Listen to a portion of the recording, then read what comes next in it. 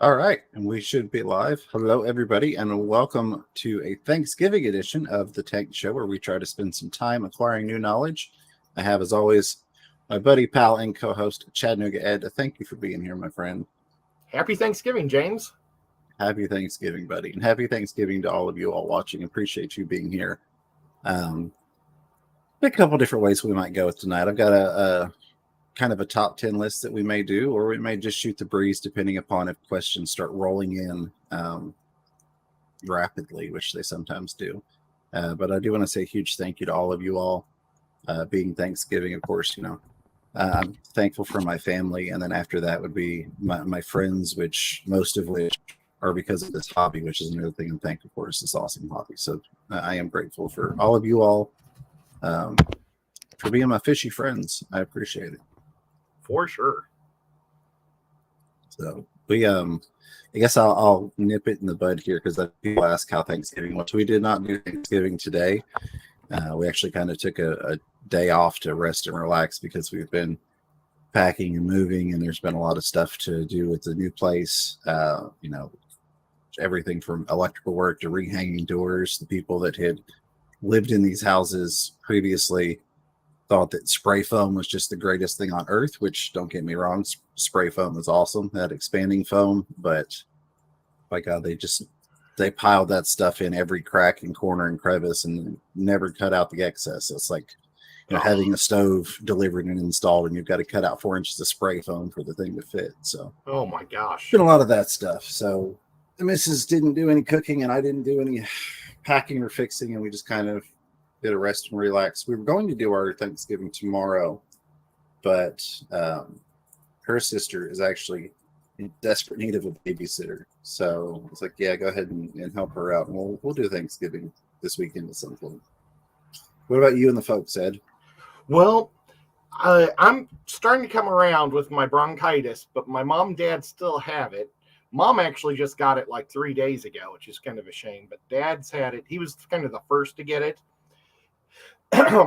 It all happened was we went to my niece's wedding, and it was up on top of a mountain, and it was like 30 degrees, and nobody, because it was like 80 2 days before in Chattanooga, but we didn't realize hour north and a mile high, it was so much more cold.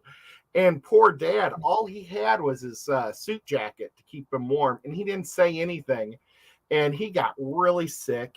And we all got it after that. So we didn't have things. We had just mom, dad, and me Thanksgiving. Normally we have a huge family one, but we didn't want the rest of my sister's family to come over and get it. But it's all good. It's how life goes sometimes. Absolutely. I see Liquid Zoo OnlyFins there using his membership milestone super chat. Thank you for being a member. You get this scrolling little work. I've been a member for 12 months. Said fever time. Good to see you both. Happy Thanksgiving. Happy Thanksgiving to you as well, buddy. And before I forget again, Sean Chadwick actually came in earlier before the stream started with a $3 super chat that said along the lines of looking forward to the replay and happy Thanksgiving to us. So Sean, we need to catch the replay. Thank you for the super chat and happy Thanksgiving to you as well. And I hope you enjoy the replay. Yeah. If you do have, well, first off, I guess welcome and thank you to everybody coming over from KG Tropicals. If this is your first time here, we appreciate you coming in. We hope you hang out. If you have any questions or comments that you would like us to read on the air, if you'll put the @ symbol on the Fish Room Fever, that highlights on my screen, and I can pull those out of the chat a little bit easier. Case in point, Funky, Oink Master, Spring Forever, Fish Room Fever, and Ed, the little emojis. And our buddy Hip Hop Hillbilly saying, happy gobble gobble till you wobble day. LOL. Happy Thanksgiving to you and everybody hanging out. John Cox is in the house. Alrighty. So I initially had thought about going through and talking about aquatic Black Friday specials and was kind of trying to look and see if I could find anything really exciting to share with you all. And there wasn't really anything out there. We looked at Petco and all the usual things in Amazon. There's some deals out there. Like Petco's doing their half off right now on aquariums. So that's nice if you need a couple tanks. But there wasn't anything phenomenal. The only thing I really saw worth sharing is kind of a little late to share, and that was actually at Dollar General. And they had 15% off Home Depot gift cards, which is awesome if you get substrate or like the fish racks, the metal racks, stuff like that. If you're planning on spending some money there, go get 15% off the gift card and then use that. So that was really the only thing that even tempted me. I was like, maybe I should go get some and buy some of the big Hercules racks at Home Depot. But again, taking a lazy day from packing, moving, and fixing, I just didn't even bother. But yeah, there wasn't anything great like I was hoping for. Lots of electronics deals and things like that, but nothing really fishy that I saw that was just, wow, I have to jump on that right now. The one thing I saw was that Petco it's actually all their tanks though, and normally they kind of just go up to 55s, and they have a 60-gallon cube. Ooh. That's really neat. It's still about $300 though, but you know, it's one of those fancy pants things. But I'm like, you know, can I justify spending $60 on a fish tank when I have so many fish tanks that are empty right now waiting to be used? So I couldn't understand it. There were several things I looked at to try and justify, and I'm like, I probably could get some justification, but I probably shouldn't do that. So yeah, I can understand, but that is a really good deal on those. Oinkmaster Spring Forever using the membership milestone super chat. Been a member for 3 months. Thank you, Oinky. It says, do you have a favorite filter for heavy bioload fish? Ooh. You want to take that one first? Or do you want me to jump in there? Well, my biggest, baddest boy that I personally own is I've got an FX6 on my 200, and honestly, I don't have a lot of fish that do big bioloads. Like James is definitely going to be the expert here because most of my fish are small fish, and I don't do many. I only have one pleco in the whole, 80 tanks, one pleco. But in that one 200-gallon, I have the FX6, and I've absolutely loved it. I mean, I think it does an amazing job, and I'm not a canister guy at all, but it does a great job. I know James has got some awesome sump setups and things, so I'm going to let him take it away. So I really do like the sump. If you were going to say, hey, I'm open to whatever kind, I would say build your own sump. That's the route I always. You can buy pre-made, but those tend to be fairly expensive. So I like the DIY on that, and you can customize it. It's another thing. If you're not going to get into all of that, then I'm right there with Ed in terms of kind of reinforcing with a canister filter. So like my Piranha tank, that system, it does have, first it's a 90-gallon on top of a 100-gallon that are both on the same water system. But it has sponge filters. It's got 5 sponge filters that run in it, the larger ones. And then it is reinforced with a canister filter, just for kind of some extra oomph, some extra water polishing, things of that nature. So I do like the canisters to kind of reinforce with the heavier bioloads. You can kind of get by with sponges on some stuff, but if it gets too rough, like if you've got maybe some big catfish or you're feeding some really messy stuff, a lot of times, even if those sponges are keeping up with the bioload, they may not be doing the water clarity cleaning that you would like to see. And that's where you can kind of throw a canister in there. You can mix and match what you're doing in the compartments to kind of customize what do you need more of. Do you need more bioload cleaning in the canister? Do you need more water polishing from the canister? You can even run back the outlet from the canister into a filter sock, which is what I do fairly often. And you can go different micron levels. So you can go from just cleaning debris to water polishing, which is a lot of times what I'll do with a really fine micron filter sock. That inlet, or that outlet rather, the outlet is returning the water back through that really fine filter sock and giving it a final polish before it goes in if you're looking for more clarity, but you've got enough bioload going. So those are the main ways I go at it. can I ask you a couple questions about the piranha tank? Absolutely. Now, that you would think would be a huge bio load, but since you're not feeding them live fish, pellets are probably a lot cleaner, aren't they, than if they're chewing up all that stuff? They are. So that full system, it has 8 piranha in the top until we get moved, and then they'll get into the bigger tank. I still have the 220 that we've got to set back up at the new place. But it's got 8 piranha in the top of it, and then in the bottom tank it has 4 bichir inject-in. It's got 3 it's got 1 Senegal and 3 ornate bichurs in there, and that's the full bio load for that tank.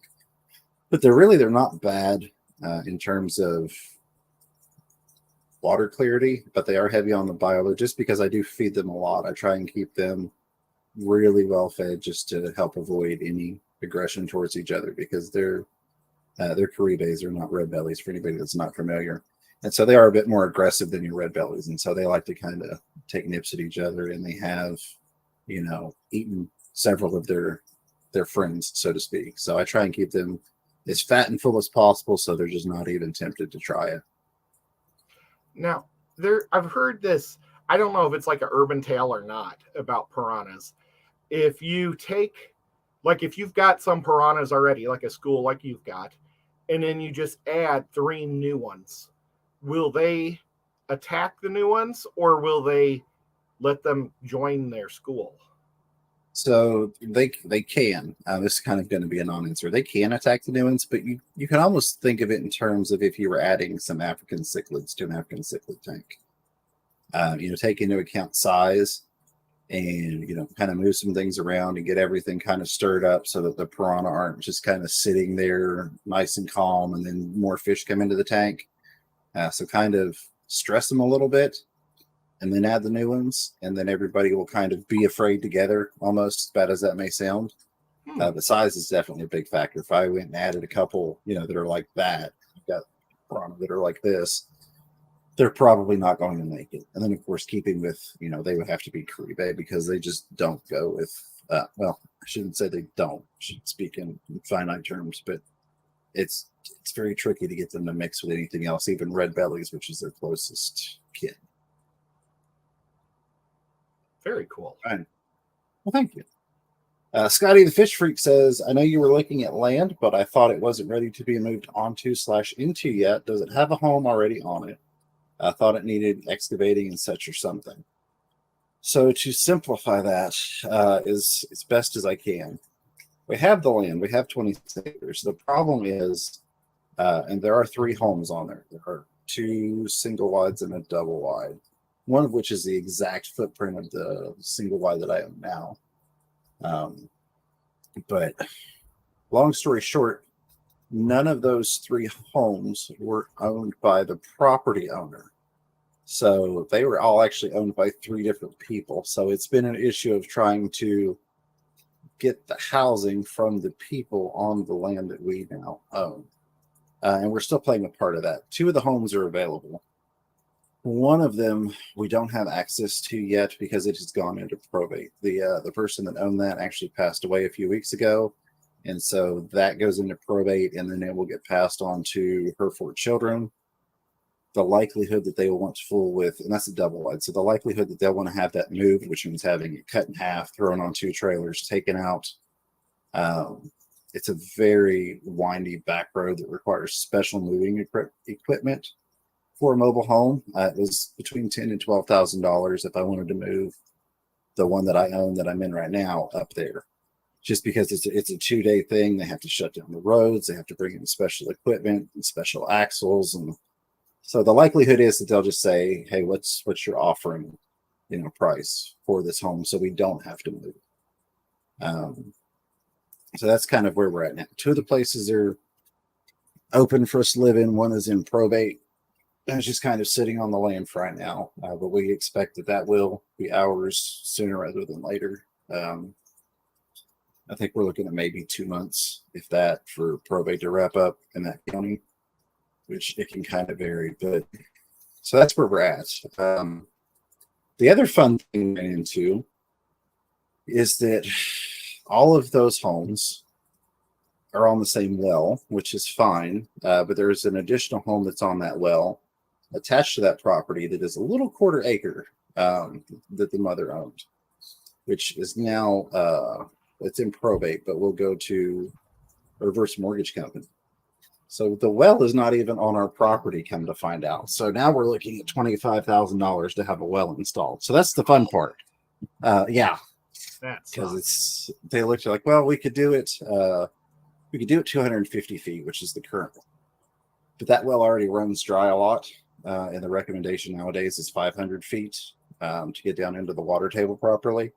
So that's the next thing that we're looking at getting taken care of. So it's been interesting, but it's been an adventure, and I'm looking forward to completely being out there. Of course, part of that is fixing this place up and selling it now that we know that it's just not feasible to spend 10 or 12 grand to have this trailer moved out there as well.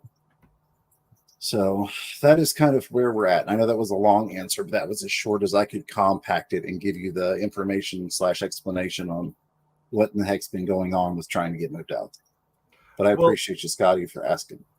Are you going to sell that trailer or rent it, or have you thought about that? Or is that just private talk that we shouldn't ask on here? No, you're fine. I think we're just going to sell this one versus renting it, because then you run into the issues of liabilities and having to deal with all that. And I don't want to worry about that stuff. I want to be out, on our property. We don't have any of that stuff to worry about. I can, run the fish room, build it, do that stuff, get more back into YouTube, because the third place that we don't have yet, that ideally would become just kind of like studio. That would be like nothing else going on there. Plenty of room to set up and build like a filming area, do the green screen room, all the things I don't have room for now, and that would detract room from the overall fish room if they were a part of it.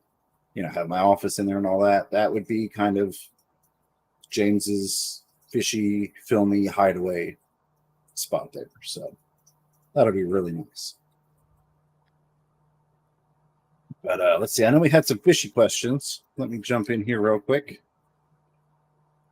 Roll back down here. Nathan Hovey, I hope you're still here. Thank you for asking questions. Says, I run a hang-on back and a canister with a pre-filter. Now, would it be beneficial to run one biological and the other to polish? If so, what one for each? Thanks. Hang on back and a canister with pre-filter. Be beneficial to run one with biological, the other to polish. I mean, good.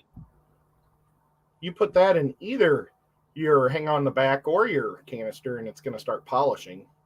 Yeah. So if I were going to do one for polishing, I would do the canister. Only because I've always been a huge fan of forced polishing. And what I mean by that is if you put that in a hang-on back, it will work, like Ed said. But where the water's trying to push through, you'll find that once it starts to clog up, it goes right around to that overflow and just dumps into the tank. If you're forcing it through there, so either typically running it through a canister where it doesn't really have room to get around it, or a lot of times I like to use suction to pull it through. So like my favorite thing is to take a power head and just a plain old water bottle, cut the bottom off, fill that with the poly filter that Ed was showing there, and then you're sucking the water through that polyfill. It doesn't have an option but to be pulled through there until it's 100% and completely clogged up. We're not really giving it a chance to go, well, we've kind of filled some of the media we're pushing against, and now we're hitting the bypass. So that is why I would do it that way. Does that mean more work in terms of taking the canister apart and keeping that polishing media clean? Yes, absolutely. If it were me and I was just looking for a way to do some polishing, I honestly wouldn't divert either one over to polishing. I would simply do, like I mentioned, the makeshift polisher, run that for a day or two, whatever you need for your specific setup to get it polished, and then take it off the tank. I mean, it's super simple, and I'll do that fairly often if I've run into a case where I just really need to get a good polish on a tank. Yeah, I actually have a professional, like not professional, but a water polisher that I never thought I would buy, but it was like half price, so I did it. And I can't believe how I'll throw it in like my tubs, my fish tubs, when they go from summer to indoors, and it pulls everything out. It is just amazing in about 24 hours. So, I love water polishers now. I never thought I would, but I would rather do homemade ones. But if you've got a really bad situation, that Marine Land water polishers crazy good if you need it often. I use mine probably 4 or 5 times a year, but when I do, it works super good. Yeah, absolutely. And I just saw on the other chat, Liquid Rock Aquatics, adding a polisher is way easier than polishing inside the canister. Yeah, it definitely is. Absolutely. And that's what I was saying. I personally wouldn't change either one to polishing. I would use a different polishing mechanism, but you could if you wanted to. Per usual, most things can be done. It depends on how much you want to put into it and how much you expect to get out of it. Alrighty, Aquarium is maintained by Andy. It's good to see you, my friend. Thank you so much for the $2 super chat. It's a long time no see. Hey guys. Hey. Hope you were doing well. It has been a while, but it is good to see you. And thank you so much for the super chat. Very much appreciate the support. That's going to go towards that $25,000 well fund right there. So thank you. Mountain Greenery saying hello. Good to see you, Mountain Greenery. Appreciate you being here. And Tara's Aquarius says, I love cube tanks. I went out and bought a 15-gallon Fluval Flex for a betta rescue named Peanut, super cute, who made a full recovery and is loving life. Spoiled with lots of plants.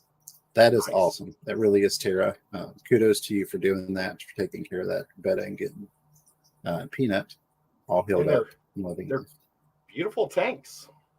They are. They are definitely beautiful tanks. That's one.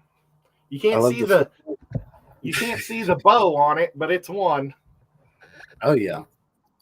And either one, the fluval line, even the ones that aren't cubed, and then cube tanks in their own right that aren't fluval. I've got 2 cube tanks right here next to me. They're 25 gallons or 18 by 18 by 18. I've fallen in love with them. I really have. So yeah. All right. Yeah, I'm into here.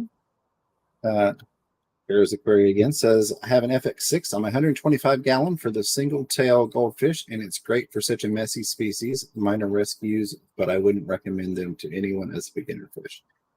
Oh, I can agree with you 100%. And yeah, that definitely is going to be adequate filtration. That's, would be similar to like having a big Placostomus in there. That's another one. I kind of label those in the same in terms of being really messy fish or really big waste producers. But you kind of got to get your filtration into form. But yeah, I've said several times before, I don't really think, just in my opinion, which take it for what you will, doesn't count for much around most. But in my opinion, goldfish are not really a great beginner fish, just because they produce such heavy bioloads most often, and typically aren't as understood as they should be. So it usually doesn't end well for that particular fish / hobbyist. Scotty the Fish Freak said, is Fish Room Fever freezing and cutting in and out for anyone else, or is it my internet? It may very well be me. That's part of the reason, on top of everything else that's been going on, that I didn't stream last week. And we're only going in 720p. That's the bad thing, is we're not even doing 1080 right now. We cut it back to 720p. Comcast, we upped our internet, and it's supposed to have, and it even reads that I have the download and, more importantly, the upload to where I could broadcast in 4K with the upload speed that I have. I don't know why.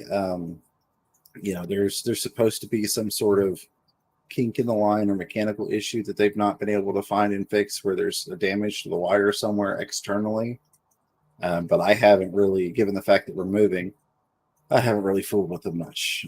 So I do apologize for any buffering or quality issues. I was hoping that running in 720 instead of 1080 would fix that, but apparently it's not, even though I am hardwired in with very expensive internet, unfortunately. So, Scotty, it's probably not you. It's probably on mine. Quickmaster said, Ed, if you're looking for official Jaws, the movie aquarium decorations, Petco is running buy two, get one free sale for some decorations. Everyone needs one Bruce the Shark in one tank. Oh, wow. Absolutely. And it's at Jaws? That's what she said. They're doing buy two, get one free on their decorations, and that they apparently or maybe have Jaws there. Wow. What you see, I really haven't left the house since I've been sick. So that's the other bummer thing is I want it. Namor is my favorite superhero of all time, and his movie came out. Well, it's Black Panther came out like 2 weeks ago, and I still haven't seen it because I don't want to sit in a theater and cough the whole time. But that's awesome. Bummer, and I would love to get a Jaws thing. So maybe not even to put in my tank, just to put in my collection. Right.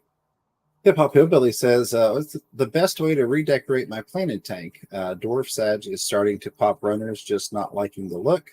Pull it all or decorate around it all. Too much stress on plants and fish if I pull it? Question. That's not too much stress. If you've got too much in there and you're just not liking it, you just snip those runners, and then you can either replant if you want to replant it in there. That's one of the great things about your Sagittarius, your Balisneria, things that put out runners like that. Once they get going, it can be a love-hate relationship because they'll reproduce quickly, which is great if you want a lot more plants. But if you're like, hey, I packed this thing as full as I want it, and now it's popping all these out, that can be a hassle. But it's not going to stress the plants at all. You just go down there, snip the runners, pull out what you don't want. I even will go through and the plants that I take out, I'll just take all the runners off and I'll replant them individually, either in that tank or in a new scape. You've got tons of options depending upon how much you've got and what's in your area. Anything from, selling a bag or two full of it on Craigslist to taking it to your local club, to donate or to the swap. There's so many different things you can do with plants. But I wouldn't worry about stressing anything. Just going in there, snipping off the unwanted and getting it trimmed back to where you. Yeah, or maybe just get a piece of wood, put it in there, and see how that changes it. Even if it throws new tannins, it might throw tannins, and maybe you'll like the black water look. It just looks different. Definitely. Terrace Aquarius said, I also have a 14-inch pleco. It only took him 2 years, and he loves seaweed. Anyone who owns plecos, I would recommend 2 little fishes and omega-1 seaweed. Plecos need a rich diet. Yes, they definitely do need a rich diet. I've not tried that particular food, but I may have to give that a try if I get into some different plecos. But yeah, you're doing well by that pleco and that goldfish with that big tank and that big filter on there. I'll say that. Kudos to you, Tara. Sounds like they're well cared for. Speaking of omega-1, with James here and all you guys here, my favorite Cory cat food has been the omega-1 shrimp pellets. And I haven't seen them for 6 months. Did they stop making them?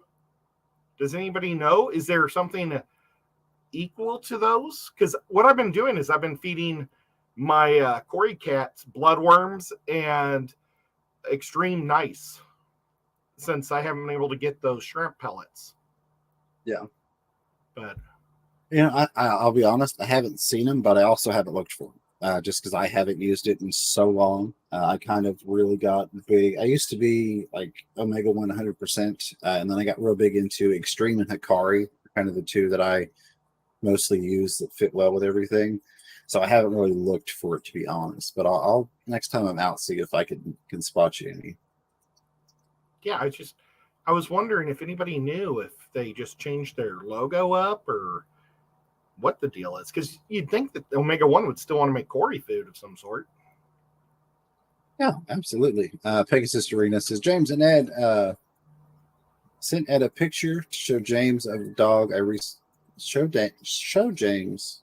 Let me fix this as I go here. A dog I was recently gifted. 3/4 blue heeler, a quarter border collie, 1.5 years old. It's a male named Tuvok. I love it. Live long and prosper. That's awesome. That's awesome. Congratulations. And I'm glad you're doing well, Rena. And I'm assuming, based off the fact that you got a dog now, that things are going well with your home and all of that. So I love it. Oh, beautiful. Kind of looks beautiful like a blue dog. tick. I love it. Or one of those Australian pups that like Mad Max had.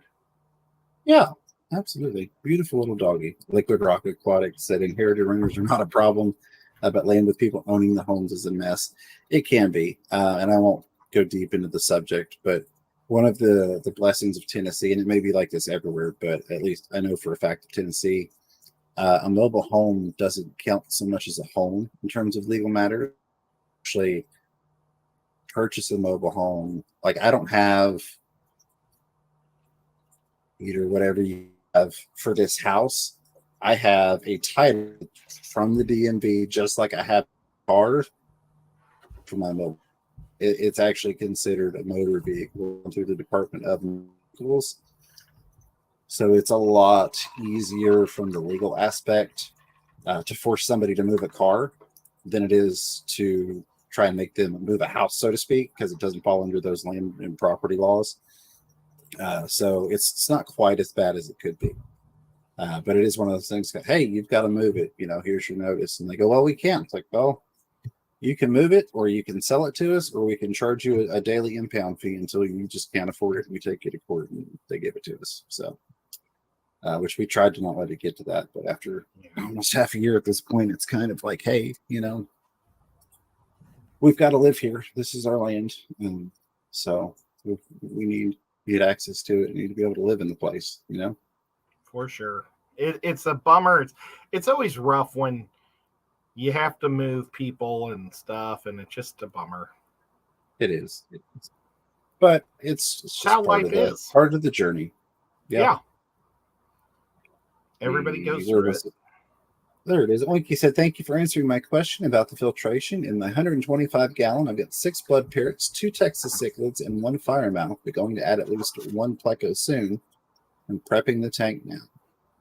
Well, that sounds like it is going to be awesome, Oinky. I know that you will enjoy that. It's very, very cool.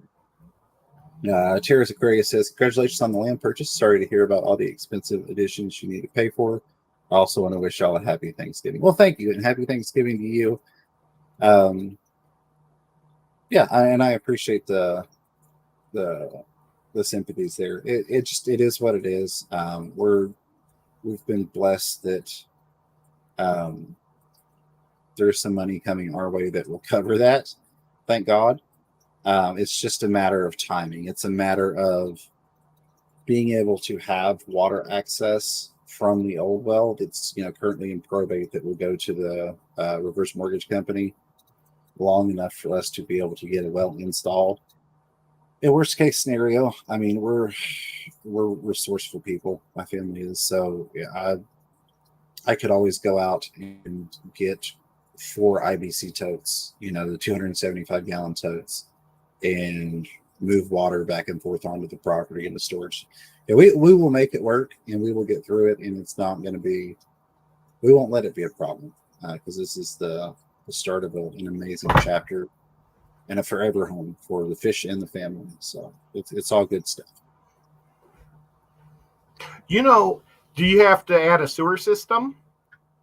It's all got septic. So the only place that I would potentially have to do anything would be in the building of new fish house. We'll have to see exactly what we do there. But everything is already plumbed to septic. So that's like, even if they did decide to move that third home, it's already got power and septic and all of that. So it would just essentially be putting something else in its place and hooking into those systems. So not too worried. Well, my brother-in-law and sister just bought 40 acres on the side of a mountain, and they're going to do a llama farm. And we've talked a little bit about that before. But my brother-in-law is a master electrician, plumber. He knows how to do everything. Now he's a corporate engineer, so he does for everybody. But he just found out that he can do his own septic in this state, because he was really worried about having to pay somebody a whole lot of money, because he actually used to do that in Missouri on the side but he never got Right. licensed in Tennessee. And so he was afraid he was going to have, and it turns out that in Tennessee, they allow you to put in your own septic. It has to be inspected to make sure you did it right. But it's kind of nice. Yeah, it is. There are a lot of code enforcement benefits to Tennessee and then to where we're moving as well, where we're out in the county in the country. There's not a whole lot of people up our backsides, which is one of the best things. I can't wait to not live somewhere where you get a notice because your grass is 2.5 inches tall instead of 2 inches tall, or whatever. We're up. It's this much too tall. You get it mowed, or we're sending a crew out at $150 an hour to do it. It's like, okay. Ouch. Yeah, I will be glad to be free of that. Hi, Brianne. Saying happy Thanksgiving, or happy with Fisher and Fever? ? Hit the like button and recommend to family and friends. He would be grateful. Yes, I most certainly would be. And thank you, Brianne. I appreciate that. She is a friend of the family that has become an avid watcher and fish lover that still play the video games with. So I appreciate that. I've got a couple of people that come over and support and have gotten into fish. So that's very cool to draw some more people. Nathan Hovey says, awesome, thank you. I have done the water bottle shower head. I run those with filters, both with coarse pre-filter sponge. It's for a mixed cichlid tank, mostly in boom. So yeah, I would recommend that. I guess let me clarify. And Alexander, I see you and bless you. Thank you so much. I got Engle-hearted, and I will give you a proper thank you in a moment. But I'm working on something, and I'll preface this with, I don't know when I'll have the design finished or the video out. So let me just preface with that. But I also want to encourage you all, which is really part of what I do. When I share a DIY project, it's not just to show you, hey, you can do this. It's to encourage you to figure out a way that you do it, in your own style or with things you already have around. But I'm trying to basically build a wall washer for, of course, less than it would be to go buy one. That's just some PVC components and a power head. And I know it can be done, and it can be done fairly easily. I just haven't had the time and or means to be able to build it. But I know it would be pretty darn simple to take some PVC and some adapters, have it go into a cylinder where it's pushing the water through that polyfill, and then shoot it right back into the tank. It's something that could be done fairly easily once you got your mind to it and actually had the parts in hand. So if somebody else wants to take that idea and run with it and throw a video out there, I'd love to see it. I'm still going to do it anyway. But it's my next advancement to the water bottle polishing that we're going to do. Nice. Did you go to the meeting 2 weeks ago? No, it was our club meeting. I kept thinking it was the second Saturday because it's always been the second Saturday, and then I realized it was the first Saturday, and I had already missed it, unfortunately. See, our club is in Knoxville, and it's really close to the university, and they let us go to this mansion for free. It's like a museum mansion where we have our meetings, but they said the only time you can't be here is when there's a football game because they rent their parking out for the game, which totally makes sense. They'd be losing out on maybe $1,000 of parking. So we had a meeting at a different date, and I didn't get to go get to go to the meeting, but it was a DIY meeting. I was like, oh, we could do a whole lot of craft eds if it was crafts I haven't done. Absolutely. Well. Which I think I know that they've talked to you about. I don't know if they've got you lined up yet or not, but I will be speaking in July for the club is when we decided. So I'm looking forward to that. That'll be fun. And I appreciate the fact that they asked and gave me the opportunity to do so. And I know that they were wanting to get you in to do a talk as well. So I'm looking forward to it. Let me get back here because it's tried to jump on me. Kyle May, there's another one of my buddies. Hey there, Reaper. Says, hey, happy to be watching Fish Room Fever. Hit that like button, guys. Thank you so much, Kyle. Appreciate you, my friend. I'll be on the Xbox here in a little bit once we get done with some live streams.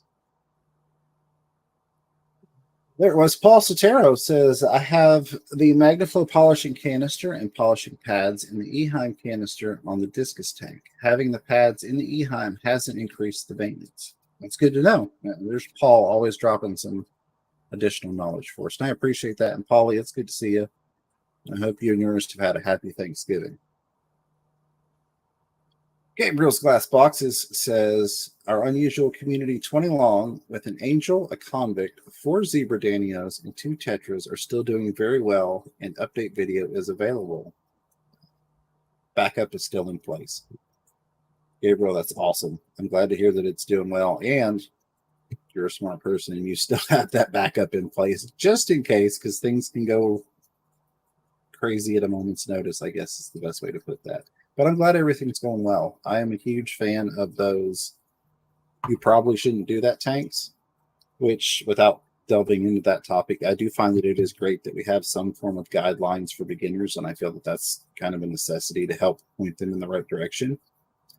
To see people that have advanced in the hobby try some new things or try things that aren't beginner friendly, to speak. So, very cool.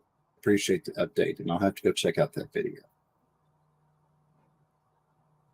Down here is Fantastic Freaks, been a member for 27 months using that membership milestone. Super Chat says, happy Thanksgiving, guys. Thankful for having so many awesome fish folk like these two guys, even pursuing some fishy black deals, question mark. First off, thank you, all Fantastic Freaks, for being a good buddy. Thank you for being a member. Thank you for being a friend, because you really are.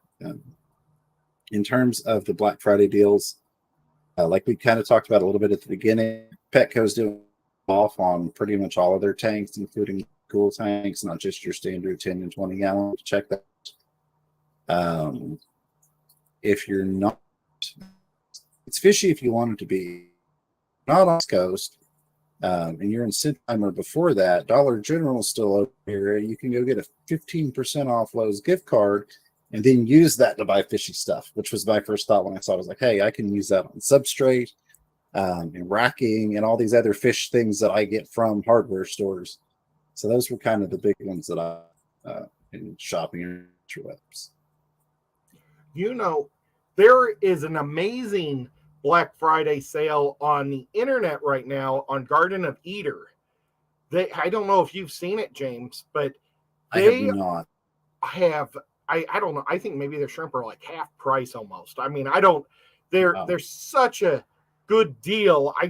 It's terrible that I like went there and I was drooling on it, and tomorrow I plan on making an order because it's just some great deals. Maybe jeepers. I don't even know what the deals are, but it's just a great deal. I want to get another 20 yellow shrimp for this tank, even though these Garden of Eden shrimp are getting big and fat and having lots of babies. I'd still like to have 20 more, because I bought 20 in a 32-gallon tank. It's kind of hard to see. So it is. It is. There's one right there, but there's one on top. They're all over once you start looking around. Yeah. Now, Shelby and Grant, the Garden of Eden, they're phenomenal shrimp and plants. Definitely recommend them. I've got them in this tank right here. I've got the Blue Diamonds, and that's TGOE shrimp. So yeah, if they're doing a sale, I 100% recommend them. Have stuff on them. Would encourage you to go check them out if you're in the market for those things. Absolutely. All right, let me try and burn through the question. Go ahead, buddy. Matt said he thinks it's buy 10 get 3 free. So that's just a great deal. Okay, I'm sorry. You go for it. No, you're good. We're gonna burn through here because I've got about 15 minutes left before this guy kicks me off the air and we go do crafted. You get back to where I was. Nathan Hovey says, sorry for all the questions. No apologies necessary. We love the questions. We're here to have a chat. So, don't worry about that. No apology. But it's my first video ever, and I want to hear y'all's input. I had to move a female convict to a 20 long to stop breeding. Can I add anything else with else? Here's where the southern comes out in me. The females are ornery, in my opinion. The females tend to be fairly aggressive, in my experience with convicts. Trying to think what you could maybe do in there. 20 long. You could maybe do you might be able to do a parrotfish, maybe. I'm thinking somewhere along kind of the same line, something that's got a little bit of I'll whoop on you if you whoop on me, leave me alone. What did they already have in there? Convicts? They've got a female convict. They had to separate it into a 20 long to stop breeding, and they're wanting to know what else they can put in with her. A big old pleco. Not a big one, but a little pretty pleco. A little pretty pleco. Yeah, you could probably get by with a pleco in there. Maybe. How about 2 different types? Like a snowball and a vampire. Or I wouldn't do the vampire in the 20 long. How about it's not long term anyway. The phantom? Do they stay little? Still going to get 7 inches or so. I've not really had good luck with small fish going in with convicts. Anything smaller than them, even if they don't eat it, they tend to just beat it to smithereens. That being said, Paul's got a good one. Aeneas Coys might work with the female convict. That's kind of the line I would be thinking, kind of where Ed was going. You're looking for maybe some bottom dwellers that they're not going to see as competition / prey. So maybe get in the Corey or Pleco mindset. I think what I would do. Go ahead. I would put the female convict in a bag, tape $1 to it, take it to your fish club, and get some new fish that are going to be cool.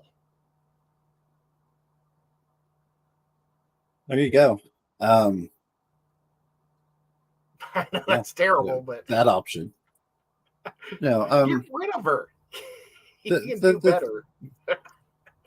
I have yet to find a fish that will go toe-to-toe, pound for pound with the convicts. So what I mean by that is, to clarify, is that you get the aggression level required to keep a female convict in her place. Oftentimes you would need I feel like, and have seen that you would need a fish twice her size.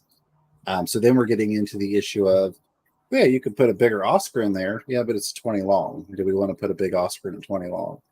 So that's kind of where I'm at. I mean, I'm honestly of the thought process, if you simply removed her just to prevent breeding, I would just be, I'd throw her back in and I'd just be getting rid of the eggs or the fry. Whenever you see eggs in there, pull them out, dispose of them. Or if you see fry, pull them out, maybe throw them in another tank if you've got something that would nibble on them. Then you're not going to find her a new home / new tank mates for her, and you can kind of fry, which tend to be a little bit, for the eggs, tend to be a little bit to deal with. That's just my 2 cents. Oinky said you got to be careful that the convict and the blood parrot could mate. There you go. Always a problem with those convicts. Yeah, they are neat fish, and they can be pretty, and I've bred them and raised them before. And I enjoy them, and I may get back to that at some point. Scotty the Fish Freak says, has Ed tried feeding stuff from Crayfish Empire, which Annette is part of? I know my shrimp and snails and plecos love their food. I haven't tried with my new Corys yet. I have some, and I haven't pulled it out yet.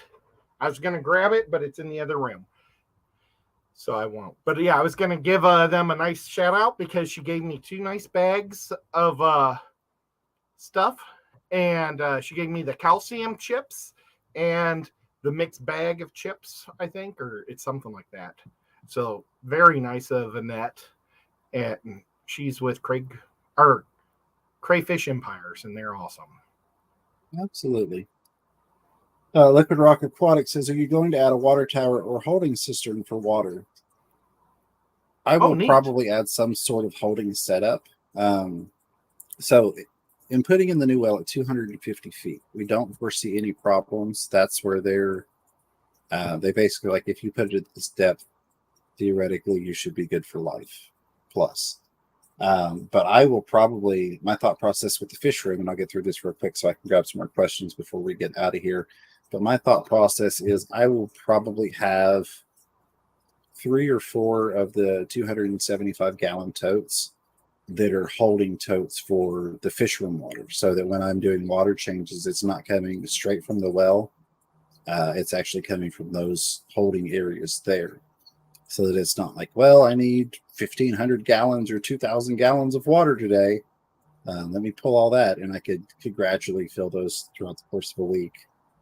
But we will see. I still have not decided if we're going to fix up the 950-ish square foot building that's there, or if we're going to build something new in the near future, which will probably be springtime before we get started, because concrete work in the wintertime don't mix. Have you tested the water to see if you're going to have to add minerals or take them away? I have, and I don't think it could get any harder if you licked a limestone. All right. That being said, Which is good for live bears. Yeah, there is a significant amount of ammonia in the water. So I'm gonna have to deal with that. But I mean, it's really hard water, which is what I expected coming from a well in the area that we're in. There may be some variances with that water once it's twice as deep. It's, I think I said with us going to 250, it's at 250. We'll be going to 500 feet. So correction on myself there. But once we're at 500 feet, I may have slightly different parameters there than what we're getting at 250. I don't know. We'll see. But part of what I'm doing this weekend is I'm going out there and I'm setting up a rack of tanks so that all these can go out. So I'm going to set them up. I'm going to fill them about 80% with water out there, get it aerated. And then I'm going to take this whole room of fish on a following day and take all of them up there and top off with 20, transport them in probably 5-gallon buckets, because most of these guppy colonies and inner colonies are, dozens and dozens of fish. So put in the last 20% of water I already have them in, and I don't foresee any issues. They should be fine. There's nothing super crazy. John Cox says, if you have a toilet in the fish room, you can pump it to your system, but fish wastewater can be dumped on the ground, so water your garden. Yes. So running out of time, and I've got way too many plans to allude to in a couple of minutes, but yeah, my mother's also on the property. This is kind of like the family forever property, and she's real big on organic gardening. She's a wonderful person. She's a sweet lady, and I love her to death. I'm super thankful for her. But we've looked into hydroponics systems. So we're definitely looking at ways that we can utilize that quote unquote wastewater coming from the fish room. And so it'll be fun because we've got quite a few ideas. I know that we're doing a spirulina farm out there. One, because I want to do fish food with it. 2, because she's super on the health food. So she's always wanted to do a spirulina farm. I've always wanted to do one. So we're going to be doing that out there. That'll be great. But there are definitely a lot of ideas that we're playing with, how we're going to line everything up and where we're going to put it. But we're going to get good use out of that property. And there it is. I'm sorry it took so long to get to it. Alexander Englehart with the $100 super chat. Nothing, just throwing out the $100, doing the Englehart. As all of you know, I appreciate each and every amount of support we get, but that's just, Alexander, thank you. That means a lot, and that helps a lot. It really, really does. So a huge thank you for that, my friend. And of course, super chat or not, happy Thanksgiving to you. Along with everything else, if I missed you when we first started, happy Thanksgiving to all of you all here and not, and catching the replay maybe. But seriously, thank you so much. That's means a lot and it helps a lot. So thank you, buddy. Shame on you, Ed. No, I'm just kidding. My pill alarm's going off, but I can't turn it off. Oh goodness. I always get thrown off by the Englehart. Oh, buddy, thank you so very much. Yeah, he just bought your Thanksgiving dinner for you. He did. Yeah, here you go. Absolutely. Chat pH is about 1.0 to 1.4 parts per million softer than T.A.N.K. Wrong, straight in parentheses. Small injury kept me from doing water changes for a bit. Nitrates are off the chart. Small changes, or can I do a 75%? So what I would do doesn't much in soft. With you saying the nitrates are off the chart, I have personal scientific studies. Let me clarify that. What I have read regarding nitrates and fish keeping, you can do damage fish by lowering nitrates too significantly. So just like any other big change, even though you're doing it good by dropping those nitrates, because you're changing the numbers by a lot very quickly, it can actually do harm. Now, I don't know exactly what there is, with being off the chart, but honestly, if it were me, I'm going to have an issue in the past before. I would do a 25% water change today. I do a 25% water change tomorrow. And I'd probably do that for the next couple days until you saw the numbers get where you want them to be at. That will also go back to that variance that you mentioned at the beginning of that.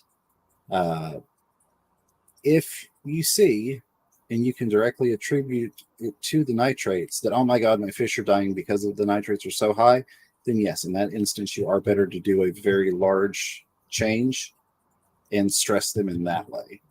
But if nothing's dying off and it's just like, oh, the numbers are through the roof and this isn't good, I would do those smaller, 25, 25, 25, 25, until you get the numbers knocked down. That's just experience and my thoughts on it. What about you, Ed? I agree. I mean, it's kind of like when we got those mollies out of that lake that was a mineral stream.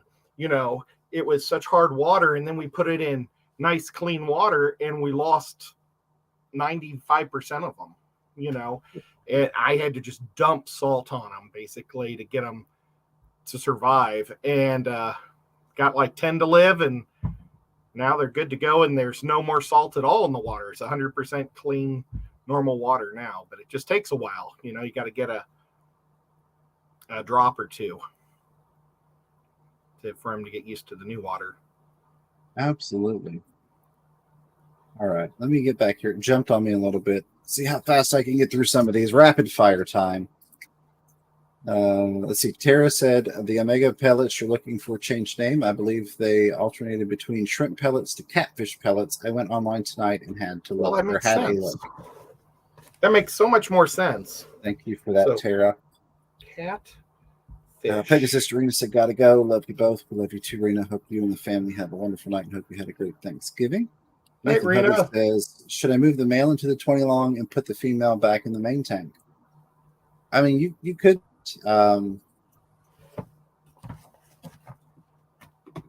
If you're going to separate them, I feel like having the. Actually, yeah, if you move the male, they could be smaller. I've found them to be somewhat less aggressive, especially if there's not a female present. So you may be able to get by with some stuff with that male that you couldn't with the female. I mean, it's worth giving it a shot, and you could always decide to flip-flop them. Say, well, I've tried this for a couple weeks and it's not working. Let me try the other. All right. Super fire here. Nathan Hovey says, thank you for all the great answers. I'm definitely going to check out the chat for this live. Happy Thanksgiving. Nathan, I appreciate that. I really, really do. And happy Thanksgiving to you as well. And glad we were able to shoot some answers your way. Hopefully help it. John Cox, you're thinking what I'm thinking. He said that well is getting manure runoff into it, likely through a sinkhole. Yes, we have a big sinkhole that is not far from that well, and I know that they have run cattle through there in the past, and that we've actually the neighbor to us has got some cattle on the property, but clearing an area off. So yes, I'm glad to hear you say that because that kind of reconfirms my thinking.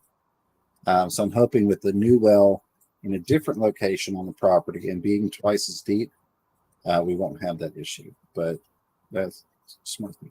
Thank you for confirming that for me. Putting, yeah, oh yeah, he is. Gotta love John Cox.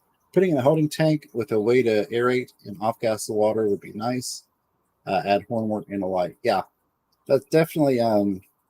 It's just it kind of we'll see. I mean, I'm sure that, part of putting in the new well will also be putting in a primary or a main holding tank that goes along with that well. And then there are kind of offshoot thoughts of what to do for holding water for fish specific purposes. But yeah, great idea again right there. It tends to get filtered and safe, but you do have the ammonia issue. Yeah, and we'll deal with it. It's a small thing in the grand scheme of things, and having that freedom and that forever home for the fish and the family is just amazing. So, Bunny Viper Aquatic says, "How many neons can I keep? Species only, in a 60-gallon tall. It's 4 foot by 2 foot by 1. I don't mind heavy stocking." Neon tetras? Yeah. I'd throw 100 in there. Probably more than I was about to say 200. Your purse is, yeah, probably more than your purse or pocketbook are going to want you to. I would probably add 2 dozen at a time, maybe every 2 weeks to give the bio load time to kind of catch up and keep up.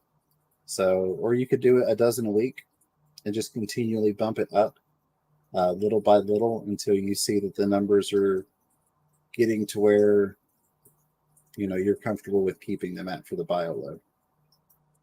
And I would pay the extra $1 per fish at your public, or not at your local mom and pop shop versus your box store, because it seems like box stores a lot of times have sick fish. So that's another route aside from the going a dozen or 2 dozen at a time. If you've got a local fish store and you've got a good relationship with them, you may be able to go in there and say, "Hey, I would like to order 150 neon tetras. What kind of number can you give me?" And they go, "Oh, well, if you want to, prepay or whatever for 150 of them, we can give you this number instead of that number. If we want to come pick up in bag when they're delivered, we can give you. They can still make a little money, but they don't have to do anything with them, but call you and have you pick them up. You can save a little money." I see Johnny and Dan's Fish. Good to see Johnny. So we had 375 and it felt good. Yeah. So oftentimes it's with things like that, it's more of a cost prohibitive thing than it is a stocking prohibitive thing. A lot of times, like, well, ideally, let's do 200 of them, which I love 200 or even, 225, whatever. Again, filtration is going to have some variance on what you're doing for bio load. But a lot of times it's like, well, if I'm paying, $4 a fish or whatever, $5 a fish, that's it's expensive. And people go, "I don't want to spend $1,000 on John Cox. You got it. We're doing a Daphnia farm. We most certainly are." A lot of people don't want to spend that much money, but the tanks look amazing when you get them stocked like that. Oh yeah. All right. 10:35. I'm 5 minutes over. Ed's going to beat me here in a minute. Hip Hop Hillbilly, thank you, and you're more than welcome. We try and help as much as we can. I don't see anything else super pressing. Jasmine said, "Sorry, I forgot to mention it. We will be driving back home to Chicago." Okay, thank you guys. Oh, there it is. Says, "Hi, I came to visit my sister in Virginia. We went to the local fish store and really liked some fish, but my husband and I came driving. Would fishes be safe to drive them back with us?" Yes. Ed and I have driven fish back from all over the country. I think the farthest I've brought them back is, the 16 plus hours, Texas to Tennessee. Yeah, fish will be absolutely fine to drive back. I mean, they spend this. Go ahead, Ed. The biggest thing to be careful about is temperature, I think. Mm-hmm. Just want to temperature real quick. Oh yeah, temperature, and I would let them know that you are driving back and you have a long drive. That way they can bag them differently, because a lot of times they may not put as much air in the bag as they should for a long trip. It may be like, well, they bagged them and it's 2/3 water to 1/3 air is how they normally bag them or something like that. But really you need more oxygen in there and not as much water to allow them to thrive for the distance. And maybe they'll even give you a cooler. You can ask for a cooler. A lot of times they'll just give you one for free, because they get all these coolers every time they order fish. Absolutely. All right, I think we grabbed everything. There was surely something I missed, and I apologize for that. Ed, as always, a huge thank you, not just for being here, but for being my friend. I am truly thankful for you and to have you as a pal. Let me see. Do we have? So it is not set up to automatically send you over to Ed's, but we will get the link in the chat. And if for some reason you don't see it, just type Chattanooga Ed and head on over there. But I didn't. Ed's wasn't set up when I set mine up, and I forgot to go back. But follow that link over. We're going to go do Crafted with Chattanooga Ed, myself, and some other awesome people. Huge thank you to all of you all, the moderators, members, super chatters, contributors, questioners, commentators, of course, the replay crew. I love all you guys. I'm super thankful for each and every one of you. A huge thanks for the support tonight. Until next time, keep your fish healthy, keep yourselves healthy. Don't be afraid to catch yourself a little fish from the feed. Take care and happy Thanksgiving. Love you guys.